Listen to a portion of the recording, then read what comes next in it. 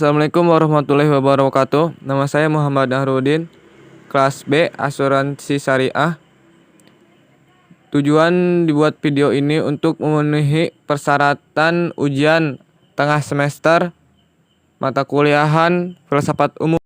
Pengertian dan ruang lingkup filsafat. Pengertian filsafat. Filsafat berasal dari beberapa bahasa, yaitu bahasa Inggris dan Yunani. Filsafat dalam bahasa Inggris yaitu filosofi, sedangkan dalam bahasa Yunani, filsafat merupakan gabungan dua kata yaitu philen yang berarti cinta atau philos yang berarti mencintai, menghormati, menikmati, dan sophia atau sophian yang artinya kenikmatan, kebenaran, kebaikan, kebijaksanaan, atau kejernihan. Secara etimologi, berfilsafat atau filsafat berarti mencintai, menikmati, kebijaksanaan, atau kebenaran. Ruang lingkup filsafat.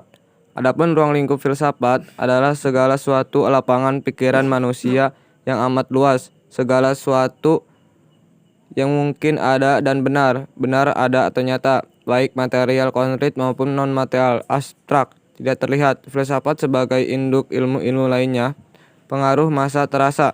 Setelah filsafat ditingkatkan oleh ilmu-ilmu lainnya, ternyata filsafat tidak mati tetapi hidup dengan corak tersendiri, yakni sebagai ilmu yang memecahkan masalah yang tidak terpecahkan oleh ilmu-ilmu khusus.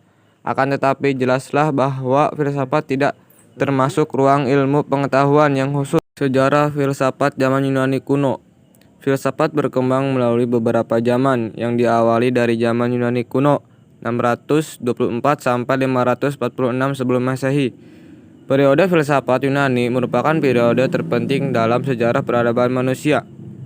Hal ini disebabkan karena pada saat itu terjadi perubahan pola pikir mistoseris.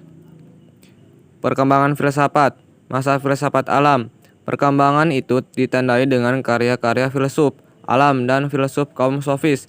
Dalam kaitannya dengan filsafat alam ini, Thales 625 sampai 540 sebelum Masehi mengatakannya bahwa asal alam adalah air, sedangkan Anaximandros 610 sampai 540 sebelum Masehi mengatakan bahwa asal alam adalah dari berbagai campuran unsur yang disebut operan.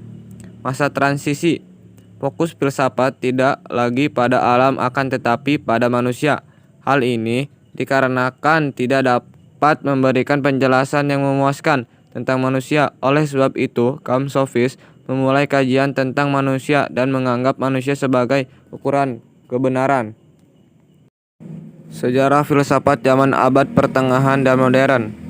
Sejarah filsafat zaman abad pertengahan. Filsafat abad pertengahan adalah filsafat pada era yang dikenal sebagai abad pertengahan, periode sejarah yang membentang dari jatuhnya Kekaisaran Romawi Barat pada abad ke-5 Masehi hingga periode Renaissance pada abad ke-16.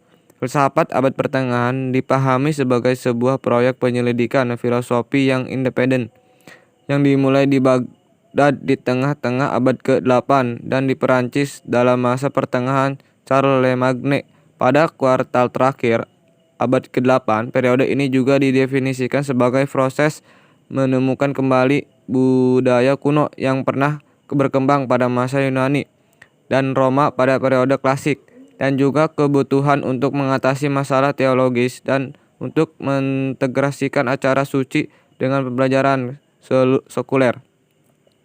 Sejarah filsafat modern.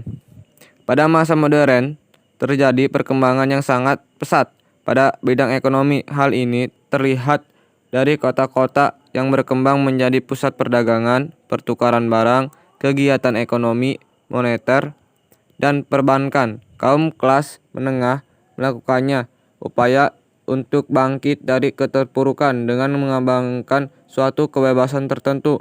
Kebebasan ini berkaitan dengan syarat-syarat dasar kehidupan. Segala macam barang kebutuhan bisa dibeli dengan uang. Mekanisme pasar pun sudah mulai mengambil peranan penting untuk menentukan manusia untuk rajin, cerdik, cerdas. Dari sudut pandang sosial ekonomi, menjelaskan bahwa individu berhadapan dengan tuntunan-tuntunan baru dan praktis yang harus dijawab berdasarkan kemampuan akal budi yang mereka miliki. Kemampuan ini tanpa harus mengacu kepada otoritas lain, entah itu dari kekuasaan gereja, tuntutan tuan tanah feodal, maupun ajaran muluk-muluk dari para filsuf.